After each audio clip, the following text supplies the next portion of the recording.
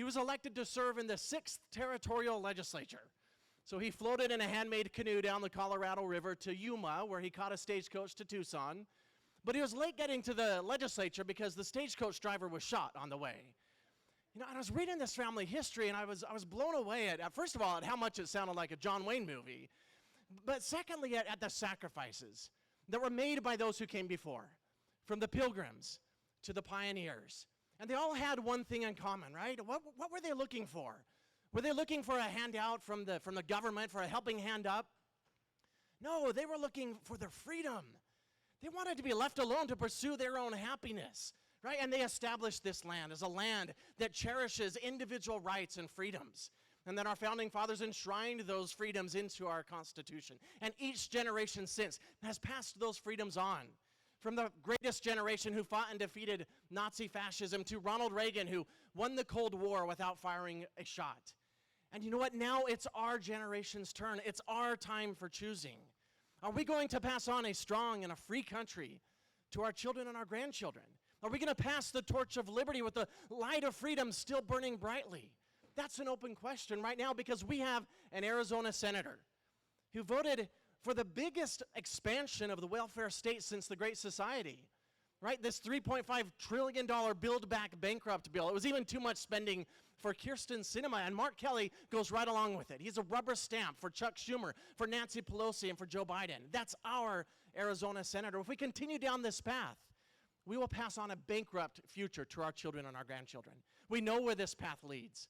We can look to every time in history that these principles of big government have been tried. They failed.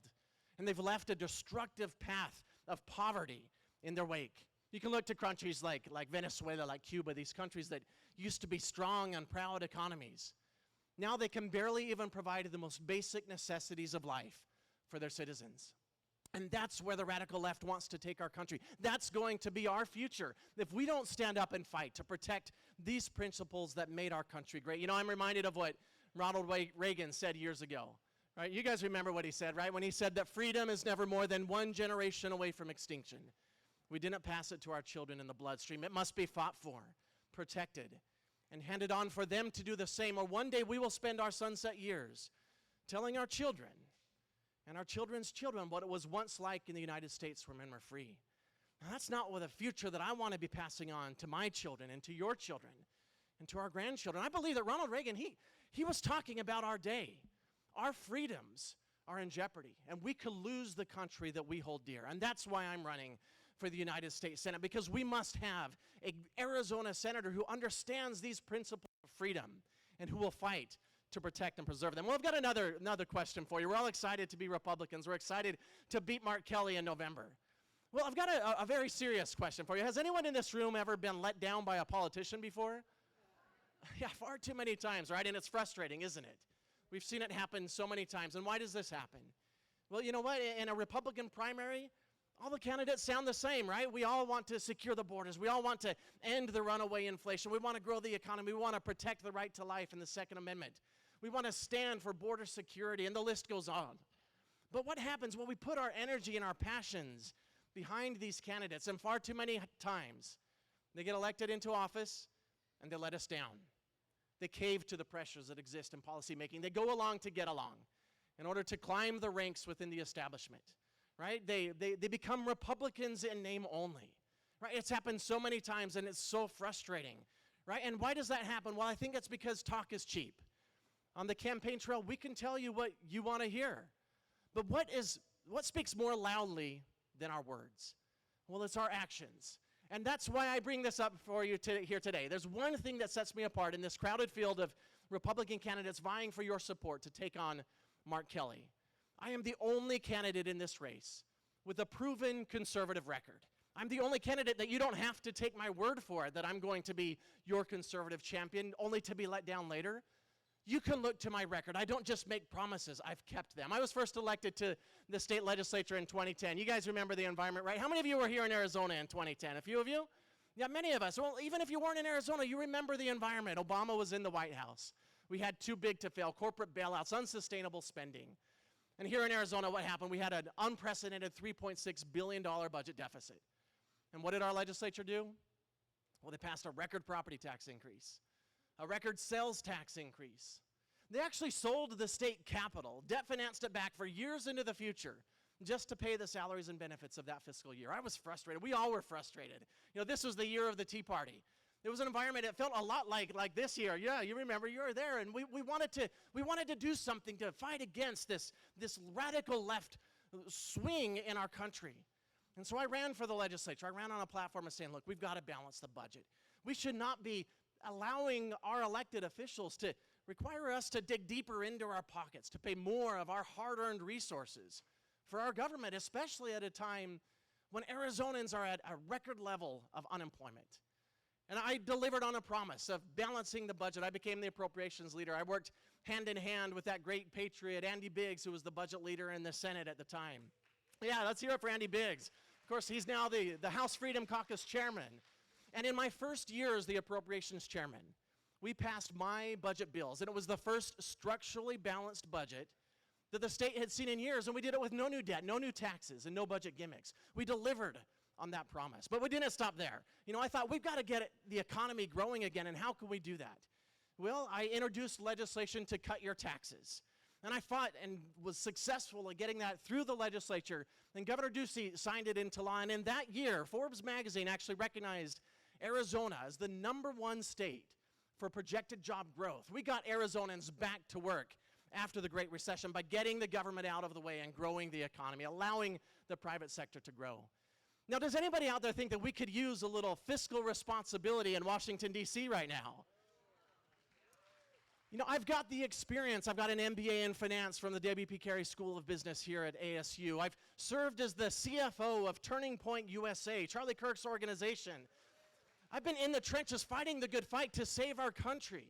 I've done it here in Arizona, and I can do it in Washington, D.C. But not only did I focus on fiscal responsibility, I also learned that 40% of Planned Parenthood's resources came from our tax dollars. And I thought that was wrong. We should not be compelled to subsidize the destruction of the life of the most innocent among us. So I introduced legislation to do something about it. I introduced legislation to defund Planned Parenthood here in Arizona, and Governor Brewer signed it into law. Thank you. I introduced other successful legislation to defund Obamacare in Arizona. I introduced successful legislation to expand school choice, to empower parents to choose what is the best educational environment for their children. I funded the border strike force. I voted to ban ballot harvesting to protect the integrity of our elections. And one of my opponents in this race was in a position to enforce that ban on ballot harvesting, and he let us all down. And the list goes on. I earned an A rating from the National Rifle Association. I have a 100% pro-life voting record. I was elected statewide in a challenging race when I was outspent by more than 30-1. And on the Corporation Commission, where I currently represent you, I was successful in defeating the Green New Deal here in Arizona. I also blocked Biden's unconstitutional vaccine mandate. We said, not here in Arizona. Biden's unconstitutional vaccine mandate can pound sand. We stand for individual rights and individual accountability. And I fought to protect your hard-earned resources by voting for rate reductions at our utilities. And the list goes on. Why do I bring this up? Because this is the proven conservative record that only I possess in this race for the United States Senate. I am the only candidate with this proven record of conservative successes. I've delivered for our conservative values here in Arizona, and I can do it in Washington, D.C. I'm the only candidate that you don't have to just take my word for it. I don't just make promises, but I've kept them. So what do I look forward to accomplishing if I'm successful at earning your support and representing you in the United States Senate? Well, priority #1 is securing our borders. Is anybody fed up with what's going on our southern border? On day one, I'm going to introduce a bill to secure our borders, and it's not rocket science. We're going to follow the model that President Trump set. We're going to finish the wall. We're going to make permanent the Remain in Mexico policy. We're going to properly fund the Border Patrol, and most importantly, we'll put in place a mandatory E-Verify requirement for every employer across the entire country. With these simple reforms, we can regain operational control of the border. We can stop this chaos at our southern border that's empowering the drug cartels. It's harming our communities. And it's actually creating a humanitarian crisis for the immigrants themselves. We must put a stop to it. So that's priority #1. Priority #2 is the economy. We've got to stop this runaway inflation. It's evaporating our earnings, our salaries, our retirements, our savings. and we've got to grow the economy. And so how can we do that? Well, we're going to do it the same way that we did it here in Arizona. I'm going to introduce legislation to require the Congress to balance its budget. You know, they've not balanced the budget in decades. So I'll introduce a balanced budget amendment to the Constitution, but more importantly, I'll introduce a bill that says, look, you members of the Senate and the House of Representatives, you have a job to do, and if you can't do it, well, this bill says that in any legislative session where you fail to pass a balanced budget, well, you're not going to get paid. You shouldn't be collecting a taxpayer-funded salary if you can't meet that simple obligation to balance the taxpayer's budget. But I'm going to continue to introduce legislation as well to grow the economy by cutting our taxes, balancing our budget, stop the runaway spending that's leading to runaway inflation. But some other bills I look forward to introducing is a bill that says, look, you know, members of the Senate and the House, they should not be going back there to make careers out of serving in Congress. So I'm going to introduce an amendment to the Constitution for term limits for our senators and our House of Representatives. Another bill that I look forward to introducing is a bill that says, look, we're going to prohibit members of the Senate and the House from buying and selling individual stocks so they can stop profiting from insider trading. We'll call it the Nancy Pelosi bill. Another bill I look forward to introducing is a bill that says, look, we've got to get back to that limited scope of the federal government that was anticipated under the Constitution.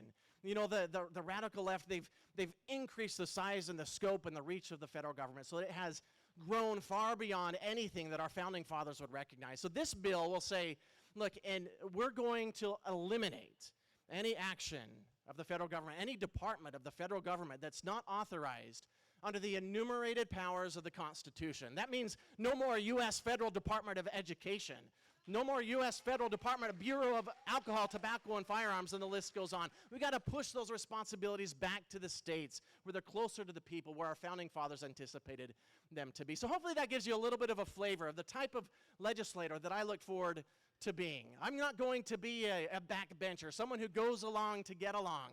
I'm going to be charging up that hill to fight the radical left, to protect the principles that were established in our Constitution. I like telling people that I'm going to be Arizona's version of Mike Lee, Arizona's version of Ted Cruz, Arizona's version of Rand Paul. I'm going to fight for our conservative values. And I'll leave you with one final thought before I save a couple minutes for questions. And that is that our country is something worth saving. You know, I'm reminded of what Daniel Webster said in the 1800s when he said, "Hold on, my friends, to the Constitution and to the republic for which it stands, for miracles do not cluster, and that which has happened once in 6,000 years might not happen again. So hold on to the Constitution, for should the United States Constitution fail, there will be tyranny throughout the land." I love our Constitution. I love the principles established in our founding documents, and I'm not about to stand by and watch those freedoms erode. No, some things are worth fighting for, like America, the land of the free and the home of the brave. And as long as our freedoms are in peril, as long as our liberties are in jeopardy, wherever the fighting is the strongest, wherever the battle rages the loudest, that's where I'll be. And that battle right now rages in the United States Senate, where we are one vote short of being able to block the damage that the radical left is inflicting on our country. My name's Justin Olson, and I would be honored to have your support. Thank you so much for having me. How much time? Got 3 minutes for questions. Any questions out there? Raise your hands. Don't be shy. Yeah.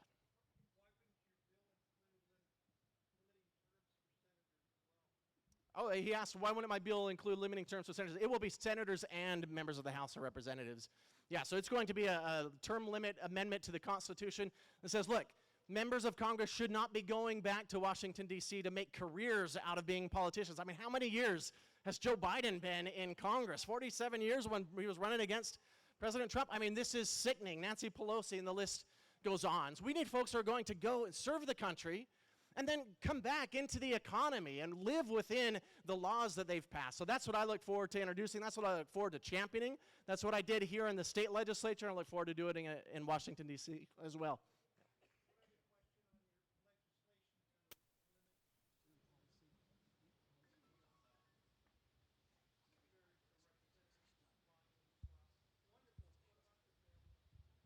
What about our families?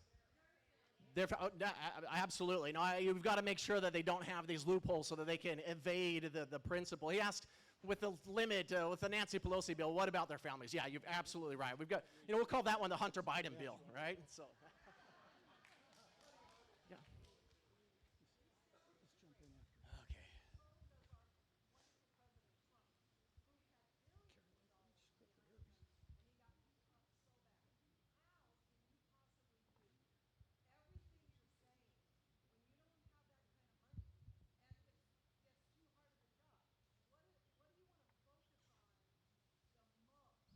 Okay. Excellent question. She asked, what am I going to focus on the most? Because it is difficult fighting against the radical left in Washington, D.C. The top two priorities are the border and the economy. We've got to grow the economy, but then we've also got to root out this corruption, and that's what those other bills are looking to accomplish as well. How much more time? One more minute. Any other questions out there? Yeah, they're in the back. Oh, excellent. My thoughts on the 2020 election is we've got to have election integrity, and so I've championed election integrity, and I will continue to champion it. You know what? I mentioned that I voted to ban ballot harvesting, and then one of my opponents was in a position to enforce that ban and let us all down. We saw in 2018 and in 2020 clear circumstantial evidence of this ban on ballot harvesting. The AP called the race for Martha McSally against Kyrsten Sinema on election night. The AP doesn't make that determination lightly. They did a significant amount of statistical analysis. They looked at the outstanding ballots and they said, it is virtually impossible for these ballots to turn the outcome of the election. They called the race. And then what happened when the Democrats said, no, hold on, it's too close to call, it's too early, because they knew what they had done. They had broken that ban on ballot harvesting. They had collected crates full of ballots and dropped them off at the polling places. And sure enough, when those were counted, it was enough to turn the election. We saw it then repeated in 2020. Well, that was the circumstantial evidence. You know what D'Souza now has demonstrated? We don't only have circumstantial evidence, we have physical evidence that this ban was broken. We've got to fight against it. I'll be your champion. Thank you so much for having me. Justin Olson for the United States Senate. Thank you.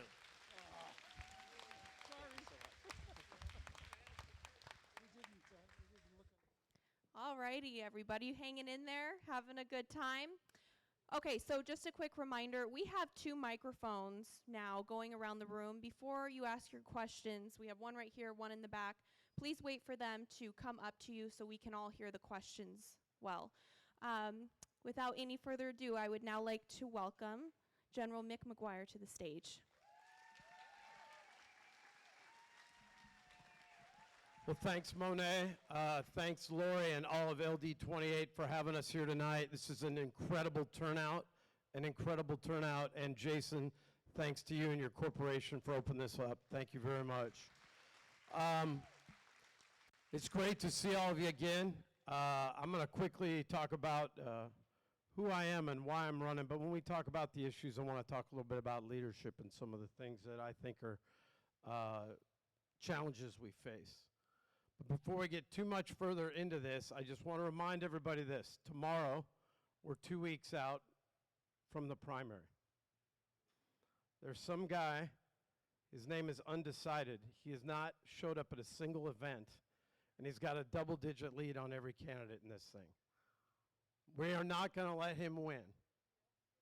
The battle in the next 2 weeks is about getting all those undecideds to coalesce around the leader that can unify every faction of this party to win against Mark Kelly. Because if that is not what we're laser focused on, we will fail. And failure is not an option. There is way too much at risk. What qualifies me to say that? For those that haven't seen you before, or seen me before, and I haven't seen you before, my name's Major General Mick McGuire. I retired a year ago, April, after nearly 38 years wearing the cloth of the nation. When I was serving, I lived by this simple paradigm: faith, family, and duty. Faith. You better have faith in something bigger than yourself, or you will never, ever, ever be a successful member of a team, a society, or a family. You won't. My wife and I are members at Christ Church of the Valley, but whatever your faith preference is, you got to have faith in something bigger than yourself. Family. For 38 years I served. 14 years I had this humbling privilege to be the commanding general of 8,300 soldiers and airmen, your neighbors from all 15 counties in this great state. And what I would tell them routinely is I was no more or less important than any other member of the team. I just had a different set of duties, authorities, and responsibilities. And I would tell them when they wound up in my office for allegations of misconduct or substantiated misconduct that every single time they had gone off the tracks. Here's why. They had forgotten those simple, inviolate rules. To be a member of a great team, you have to be able to tell the truth and give your best effort. If every single member of our team can do that, we can win. We can win the hearts and minds of every single voter. Duty. You'll hear all kinds of candidates talk about faith, family, freedom, implying that somehow it just sets itself. Freedom will just take care of itself. It'll be automatic. This no longer, folks, is a battle of left versus right. This is right versus wrong. This is good versus evil. That's what this is about. The days of a Democrat being able to understand the tyranny of the majority is communism, those days are gone. Look at the way Chuck Schumer moves to the left after Hamas bombs Gaza. Why'd he move to the left and say that Ilhan Omar's comments about death to Israel are okay? Because he's worried about AOC primarying him.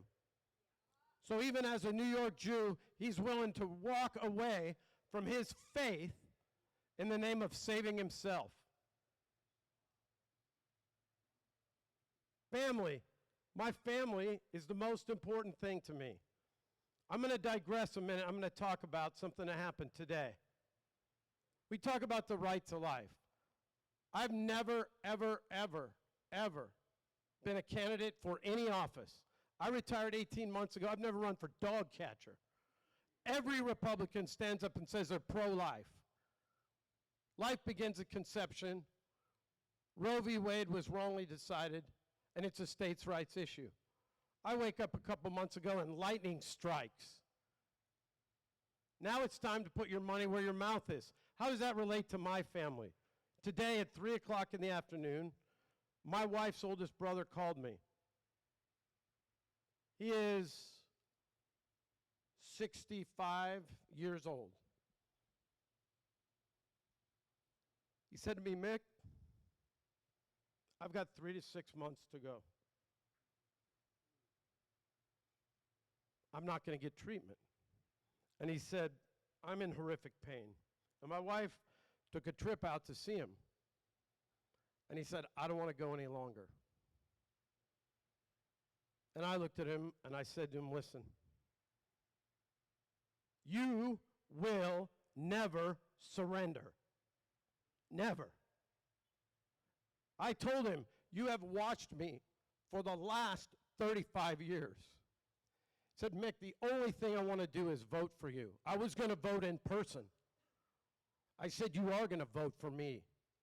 I called the county recorder and I said, I want a medical dispensation since he didn't request an early ballot because he may be put into hospice for him to vote. He's got to have something to live for. And when we talk about life, it is much more than those that have not yet had the joy of experiencing life. It is the idea that when I served as a commanding general, the greatest threat to the readiness of the formation was all of those that decided they were going to take their own lives. And praise the Lord that this gentleman, my brother-in-law, my wife's oldest brother, said, I'm going to talk to Mick. Why? Why did he do that? Because he knows, regardless of the disparity in age and background, I will never let him surrender. I'm going to lead in that family the same way I'm going to lead in the Congress and the U.S. Senate, and the same way I led for the last 38 years. You can never, ever, ever abandon hope. Ever. Ever. And proof that I'm willing to stand on principle is why I'm running. For those that haven't heard this, I was the only commanding general of the states, territories, and the District of Columbia, 54 in all, that asked these questions 2 days after January 6th. Did President Trump invoke the Insurrection Act? Did he declare an emergency for civil unrest or a riot? Or did he designate this group a terrorist organization? 3 binary yes or no questions. The answer to all 3 was no. I came up voice and told an unelected bureaucrat who I still to this day believe was acting on orders from Nancy Pelosi, someone that does not have the authority to federalize the military. I said that I spent nearly 38 years wearing the cloth of the nation. I follow legal, moral, ethical orders. But if what you're asking me to do isn't legal, I do not care about the morality or efficacy of it. I stepped forward and said no. My colleagues, 53 in all, sent 26,000 fully armed military soldiers into D.C. with no legal authority. That is tantamount to a coup or an invasion. So when you ask me about money for campaigns and the rest, you just ask yourself one thing. If you have an unelected bureaucrat that's moving this many people around, who are you going to put on the other side of the dais to take them to task?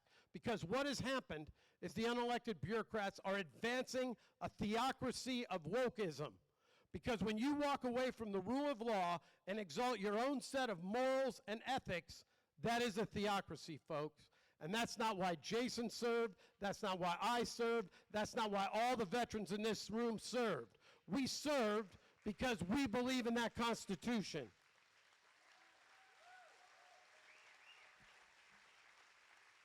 And that message of hope is this. I stood alone for nearly 1 month. Me alone. I told my wife, the Lord's put us at a strange time in U.S. history. Strange time. I'm watching a coup or an invasion. The media is acting like a bunch of clapping seals.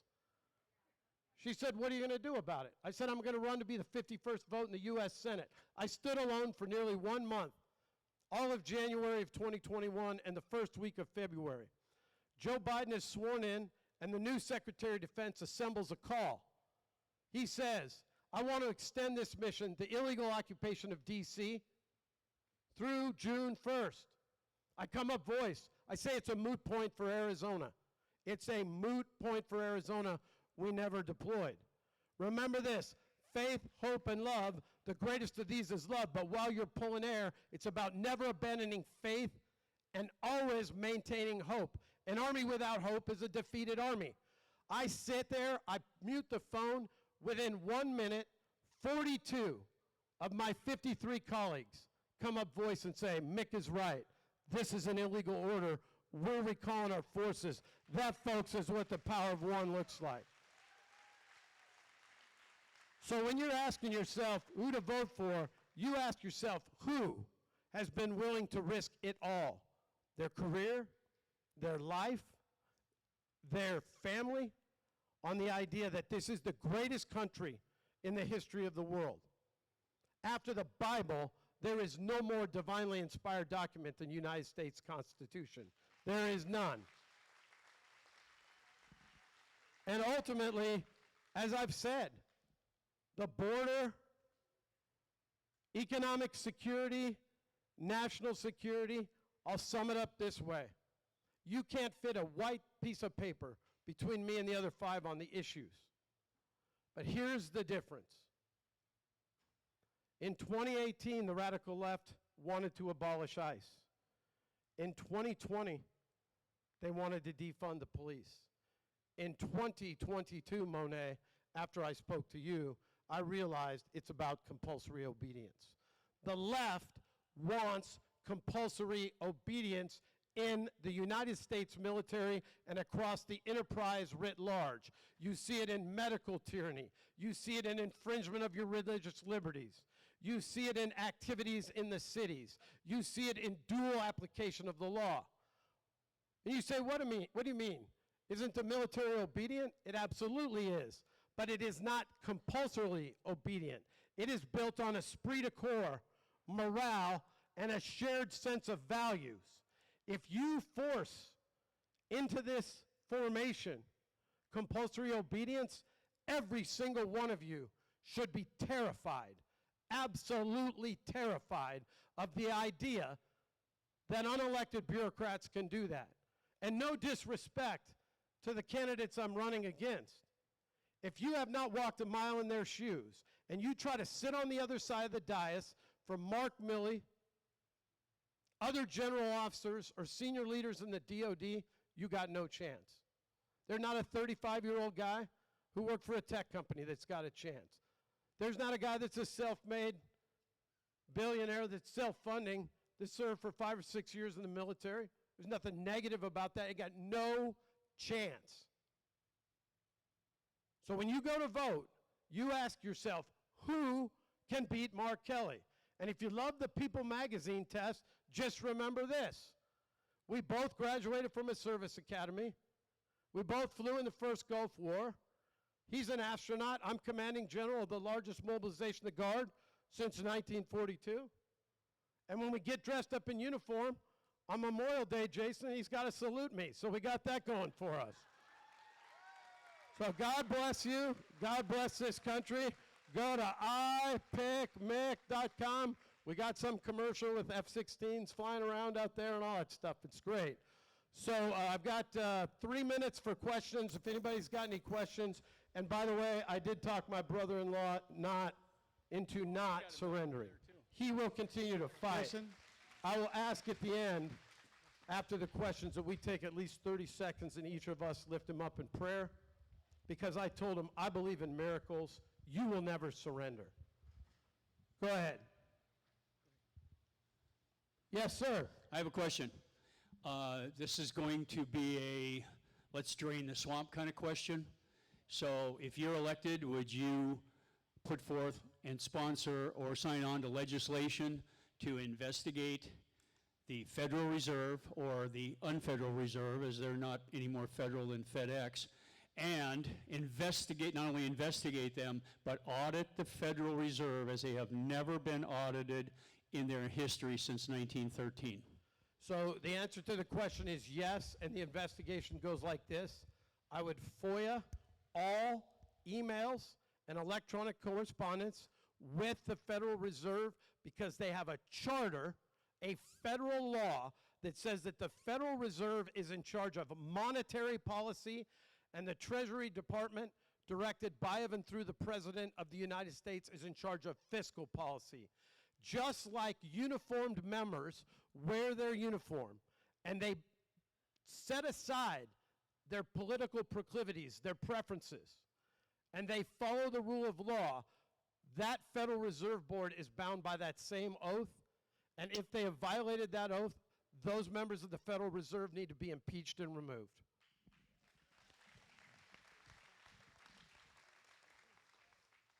Bonnie, hi. Yes, Mick. I like your shirt. By the way, pick up a shirt just like that for Bonnie. This is a 300-person commercial. I Yeah, pick great. Mick. Mick, I want to know, Yeah. what was the impetus inside of you at the moment you decided to run for the Senate? What was going on in your brain?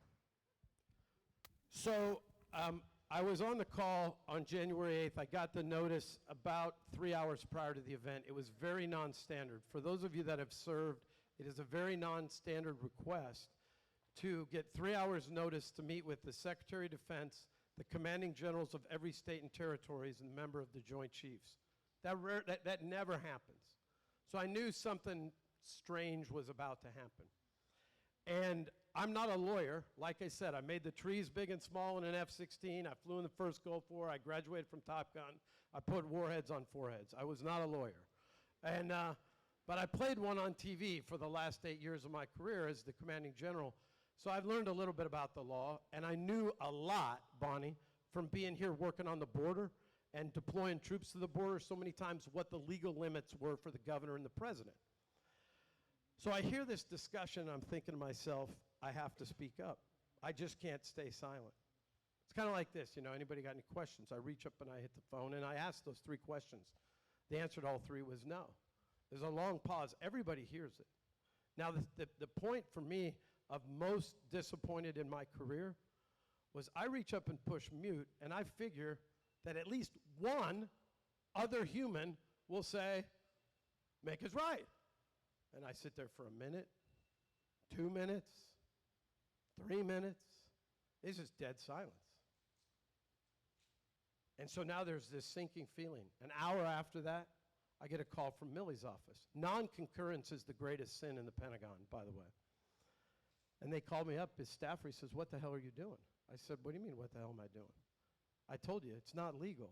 It's an illegal order. I don't really care what you think about the morality or ethics of it. So we're going to call Ducey. I said, here's his number. Knock yourself out. I said, I am the only human in Arizona at that moment that was 100% state and 100% federal 100% of the time. I had only one duty, judge legality, morality, and efficacy. What was going through my mind was, the Lord's put me in a strange time in history. I'm standing alone, but he's given me the strength to make it these 13 months, and I know we're going to win, just like I know my brother-in-law is going to get better. So I'd like you each to take 30 seconds and just say a quick prayer. Thank you very much for this, and Monet, thanks for enabling Matt and Lori as well.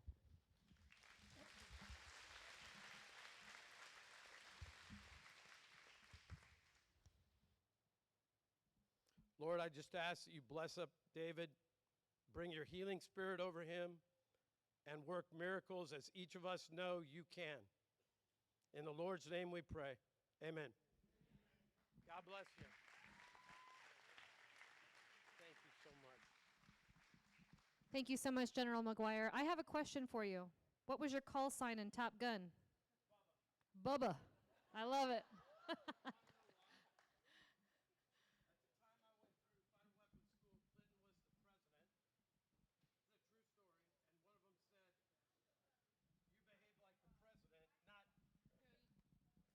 She asked what my call sign was. My call sign was Bubba. At the time Clinton was president of the United States, I graduated weapons school. I show up at next operational assignment. They want to call me CINC, C-I-N-C, Commander-in-Chief. I said, listen, man, that is a heavy burden to carry. I'm a captain in an Air Force outfit that just left Top Gun. But Clinton was president at the time. They said, all right. One of the regional call signs was Bubba. I said, all right, we'll take it. Been Bubba ever since. Crazy, huh? So, that's right, a better Bubba, that's right, thank you. I'm not from Louisiana, I'm from Arizona. Thank you. Thank you so much, General McGuire. Okay, we're going to move on to the next portion of our program, which is the Attorney General. So we would like to call up at this time all the Attorney General candidates. If you would please come up front and have your seat up here at the table. And while we're allowing them to make their way up front, I would like to show you these beautiful t-shirts that we have. They are brand new. Courtney just picked them up, and they are available over here in the corner. And these are your official LD28 shirts, so you can wear them proud around your neighborhood while you're out shopping and talk to people.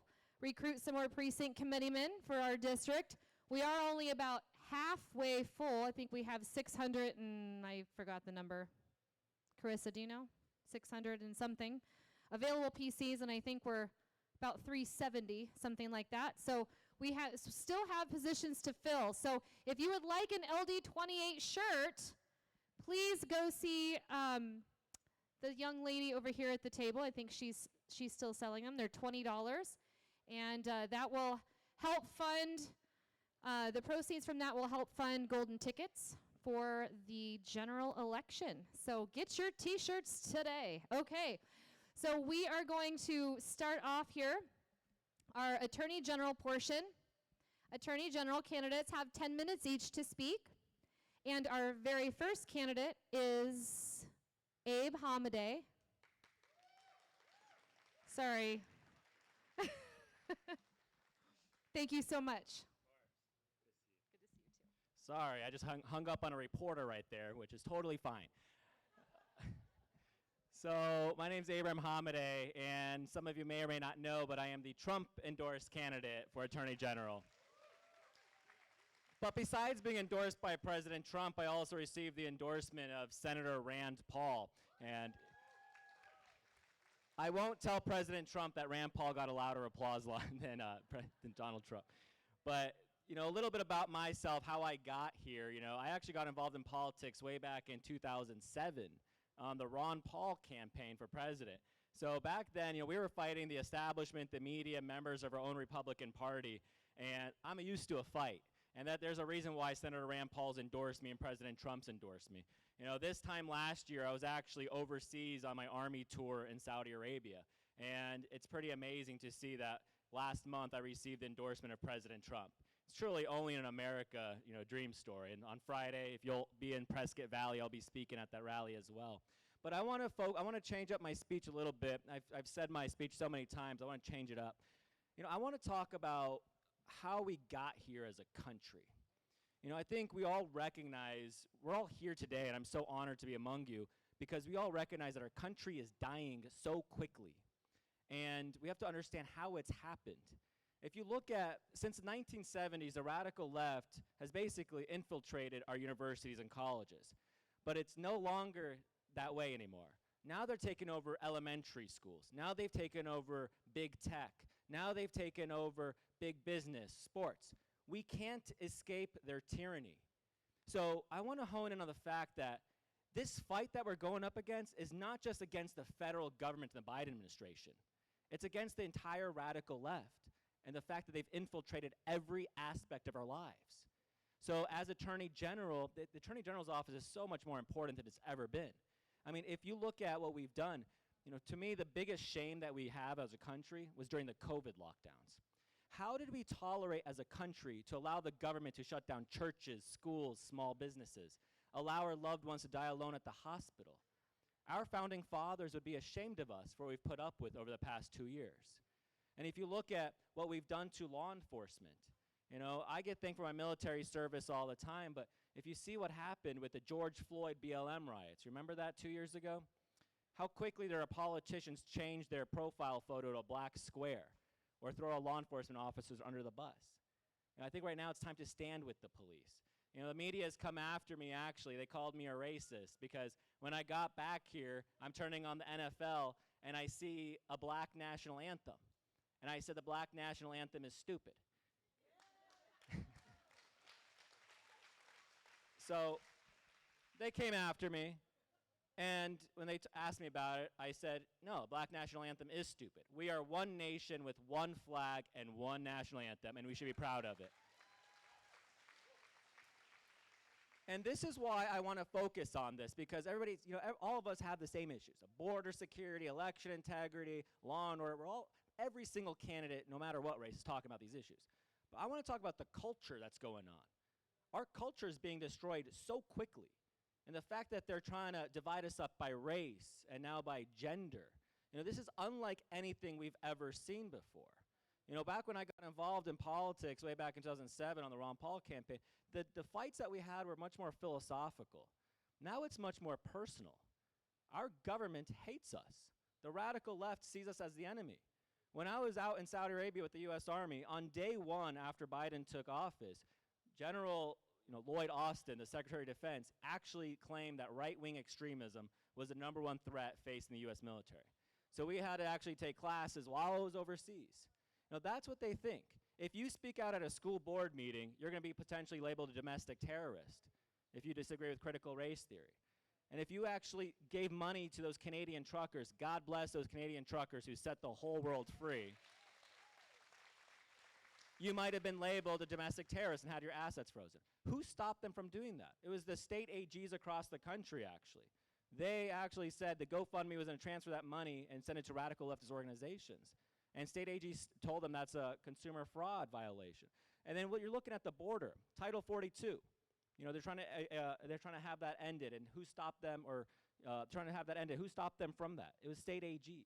So right now we have to realize this is our one and only shot to go on offense.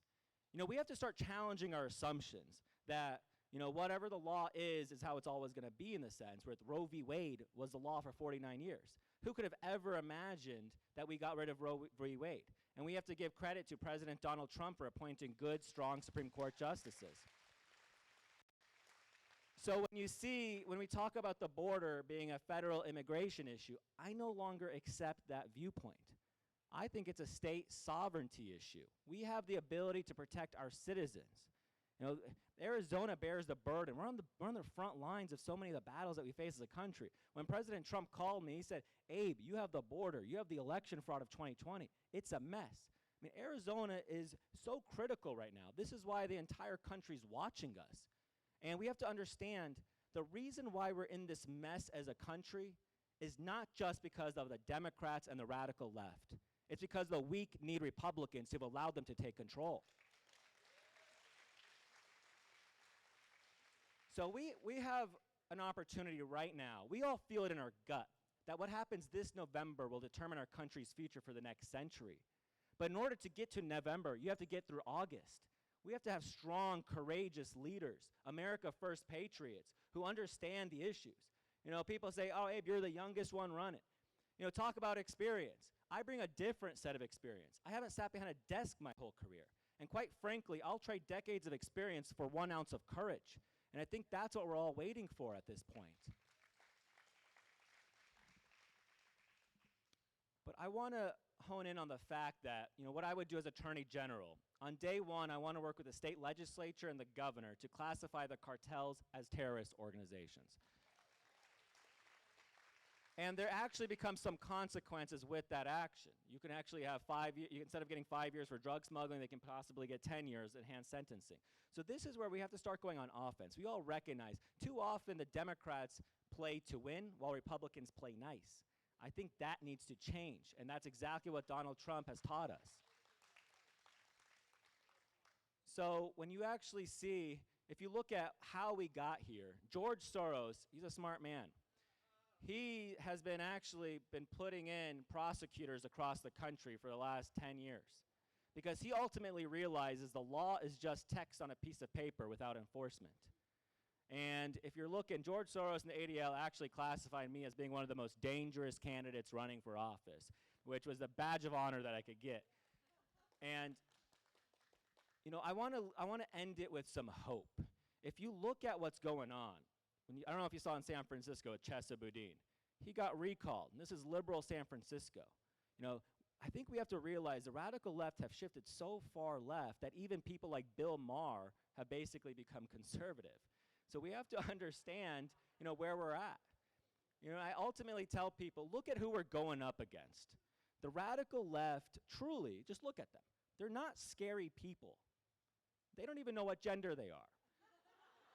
So it requires someone with a backbone to stand up against them. So never make the mistake. I don't know if you're seeing this abortion issue, that they're fighting. Now suddenly they know what a woman is. This is they constantly gaslight us.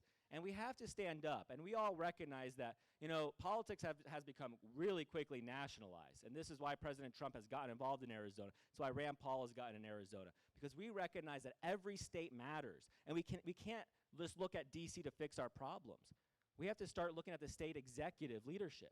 Look what Ron DeSantis has done to Florida. He turned Florida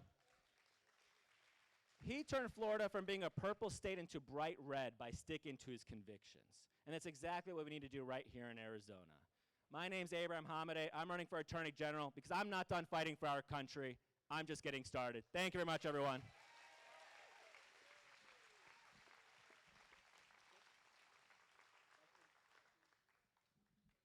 We can take one question.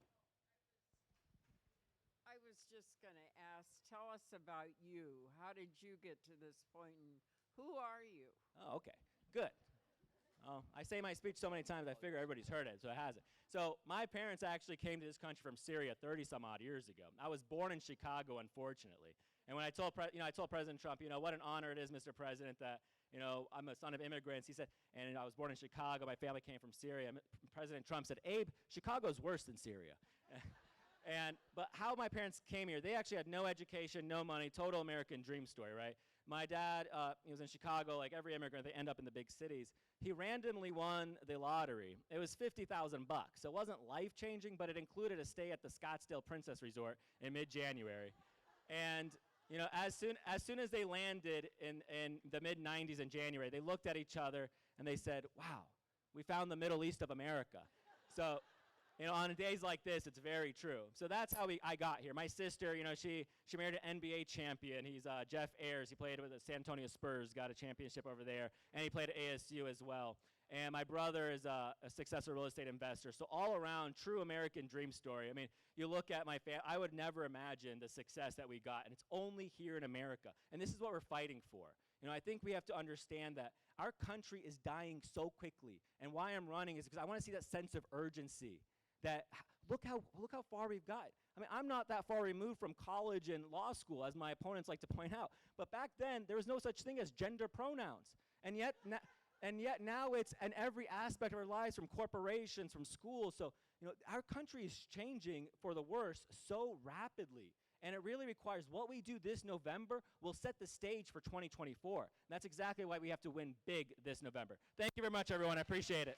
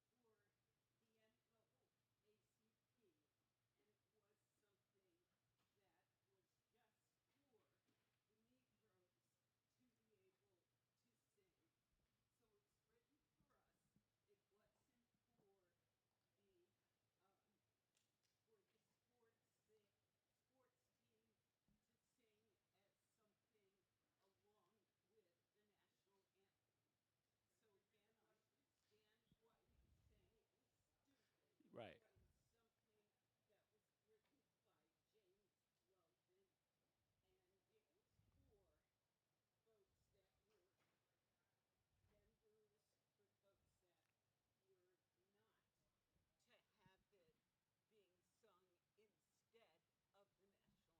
You're exactly right. The words of the actual, it's actually very beautiful.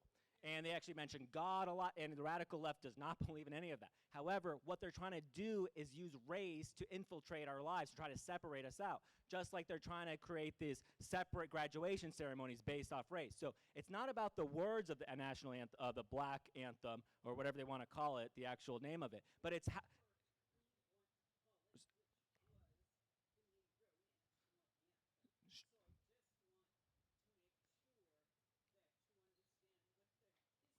I know the history. However, I think it's still stupid in how the radical left wants to try to replace that with the national anthem. And I'm not, and believe me, I mean, I have black nieces and nephews, my brother-in-law is black. It's not about that. It's about how, the fact that they came up with Juneteenth out of nowhere, all right? And the fact that, you know, it's just a little strange how we keep conceding right now to the radical left in terms of these culture fights. So no, what I want to say is in the military, we all wear the American flag on our right shoulder sleeve. Doesn't matter if you're black, doesn't matter if you're white, Hispanic, Jewish, Christian, Muslim, I don't care. As long as you believe in the tenets of the U.S. Constitution, Declaration of Independence, e pluribus unum means out of many one. And that is our founding ethos. And that's exactly what I stand for. Thank you very much, everyone. Thank you all very much for your patience. We want to try to get through tonight as quickly as possible, and that's why we're trying to cut the questions short. But again, I would like to bring up our next candidate for Attorneys General, and that is Lacy Cooper. Thank you.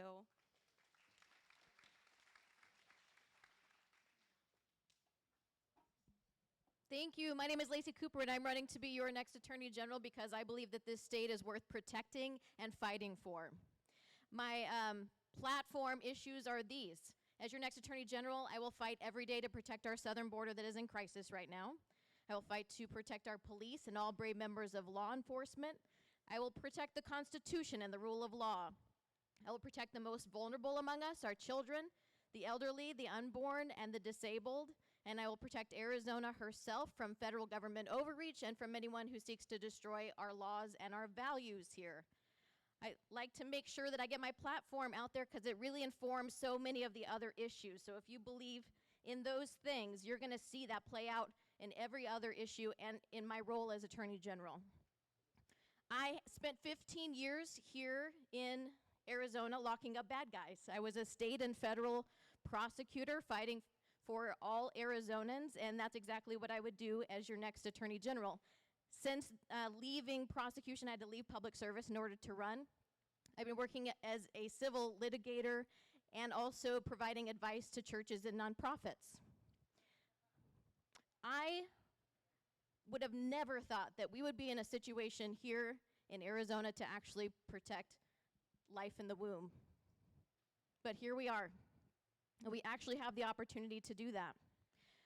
We have laws on the books right now that criminalize the performance of an abortion except to save the life of the mother. Well, what role does the AG play in that? I'll tell you. The Attorney General will have to defend that law in court and any other laws that our state legislature passes. I will do that for you, and I will do it with joy because I believe life begins at conception and that God knits little babies together in their mother's womb. Now, we might, though, have an enforcement problem in this state because right now the Attorney General does not have the authority to enforce that law. The AG doesn't have the authority to prosecute that law. That belongs with the county attorneys. In this room, you have some county attorneys, and I think that they are also pro-life, but you should ask them what their position is on this. If the Democrat gets into the Maricopa County Attorney's office, she has already said she is unwilling to prosecute that crime here in Maricopa County. And you know what's going to happen in Pima, right? And perhaps some other counties around the state. When that happens, we will have sanctuary counties in this state where women can go and get an abortion freely in violation of state law, but nobody's going to be held accountable for it. So I'm asking the Arizona State Legislature to give me the authority to prosecute that crime in case we have a rogue county attorney who just doesn't want to enforce the law. I will be there to enforce that law and to prosecute.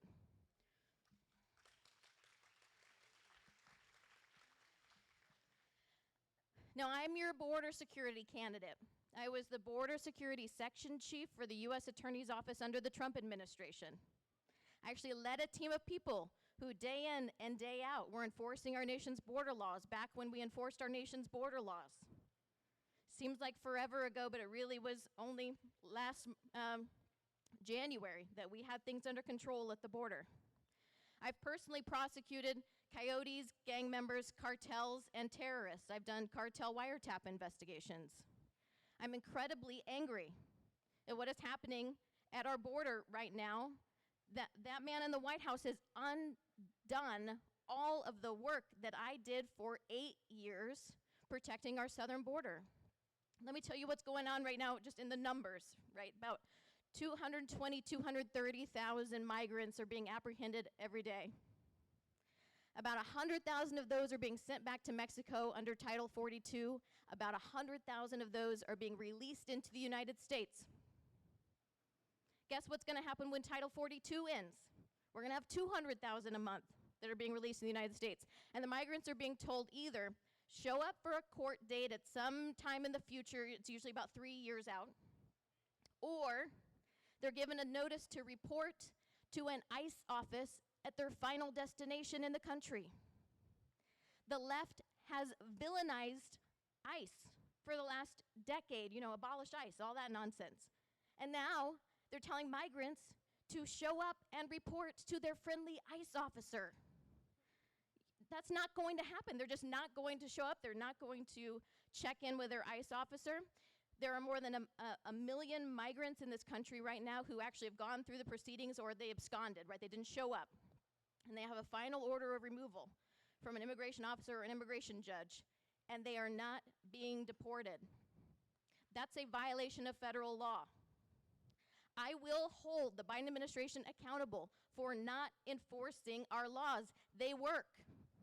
Our laws work. I know that they work because they were working under the Trump administration. Now, there's some loopholes that we need to close, and we get a red wave this year, and we get what we need in Congress. We might be able to close some of those loopholes. But in the meantime, we just got to enforce the laws that exist right now. I will hold the Biden administration accountable because I'm angry about what he is doing. Plus, border security is national security. There were 275 migrants apprehended at our southern border since October who were on the terrorism watch list. And those are the ones who were apprehended. You know, there was over 400,000 known gotaways last year. Gotaways are the ones that Border Patrol sees on surveillance cameras, or they detect somehow through their technology, but they don't have the resources to go get them. The known gotaways are the ones we really got to be worried about, and even worse are the unknown gotaways, somebody who was able to be smuggled in without detection at all. That is happening right now. It is a public safety crisis. It is a border security and national security crisis, and I will hold the Biden administration accountable. What do they want to do with all these migrants that are coming to the country right now? You all know the answer. They want to give them all citizenship. They want to give them amnesty and buy voters. That's exactly what they want to do. In fact, sometimes I feel like they accidentally say the quiet thing out loud. You saw the Department of Justice has sued our state because we passed a law that requires proof of citizenship to vote. You know, that who votes in our state is our state's responsibility, not the federal government's responsibility.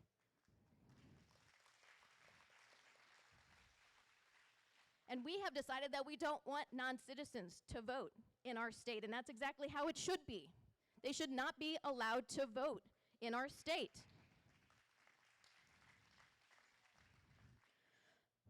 Y'all need a courtroom litigator with significant legal experience and courage to get into the courtroom and fight back against the Biden administration. I actually have the experience and the courage to get this done, y'all. Let me tell you the 3 things I'm going to do on day 1. Number 1, I'm going to beef up our drug unit. Right now, our drug unit is taking down the couriers. They're delivering drugs, and we got to do that because we have to get fentanyl off the street, right? But I'm going to go after the cartels. That's what I did in my past career. I'm going to break the backs of the cartels and actually bring some peace at the border. Number 2, I'm going to hold the Biden administration accountable every single time that he changes immigration policy or fails to enforce the law. I will be in court the very next day suing him, and I will win. Believe me, I've taken down cartels and terrorists. Taking down the Biden administration is going to be a piece of cake. And number 3, I'm going to ask the Arizona legislature to give me the authority to prosecute any felony crime in the state, because right now our law enforcement officers do not have another option if a county attorney is unwilling to prosecute a felony crime, and so they need to have another option. I am pro-police. I am anti-crime. That's exactly what we need in the Attorney General's office right now. Lacy Cooper, I have a table in the back with palm cards and signs and mints, too. If you want to just stop by and grab a mint, that's okay. Thanks so much for your time.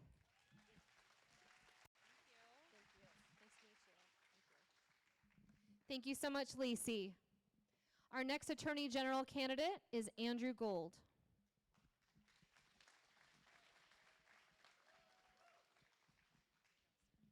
Thank you. I live right behind the Fries, and I thought I would walk over here, but it's too doggone hot. But by the time I got here, I parked so far away, I think it would have been closer if I just walked from my house. Jason, I just want to say one thing to you. When you're mayor of Peoria, when I moved here 6 years ago from Yuma, there were no drug dispensaries. I've got 3 within a mile of my house right now. Can we do something about that, please?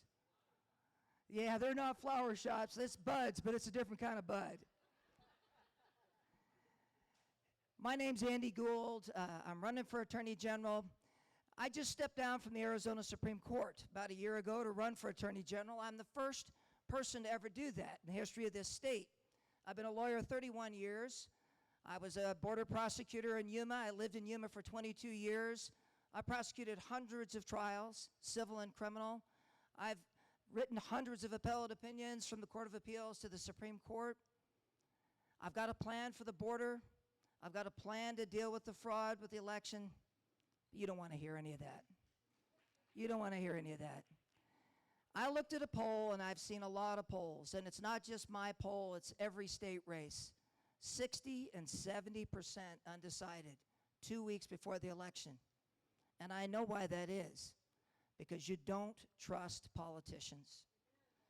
You are having a difficult time to make a decision. You see things on TV, you hear what they say, but you don't trust them anymore. You don't believe the media anymore. This election is about trust. Anybody can stand up here and tell you what they're going to do, but do you believe them? And how can you believe them? Let me tell you how I got to the point where I was able to walk away from a lifetime appointment on the Arizona Supreme Court. How I was able to give up the best job a lawyer could have.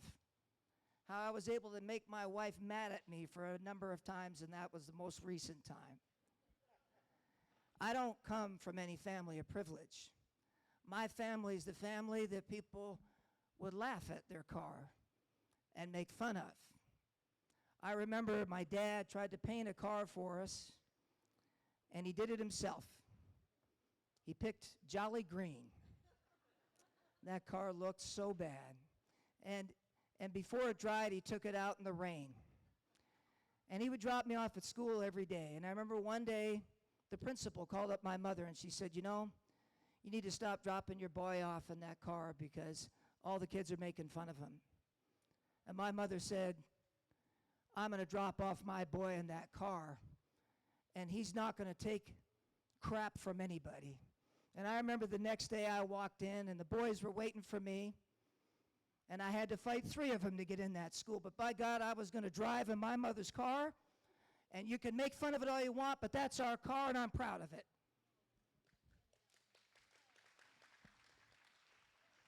My family gave up everything for me. I know what it's like to be laughed at. I know what it's like to feel powerless. I know what it's like to feel like nobody listens to what you have to say, because that's the way you feel right now. Nobody's listening to you about your schools.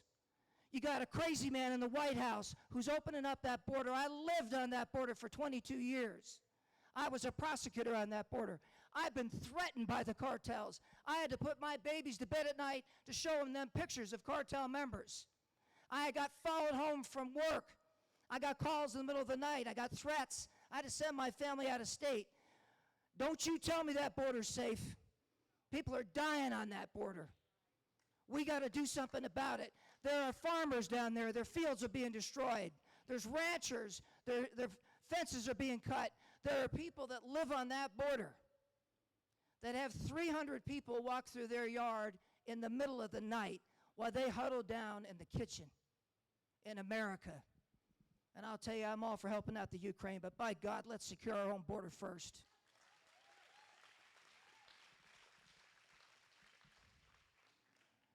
I have lived through so many things. I have fought so hard all my life. When you come from where I came from, I'm 5'7".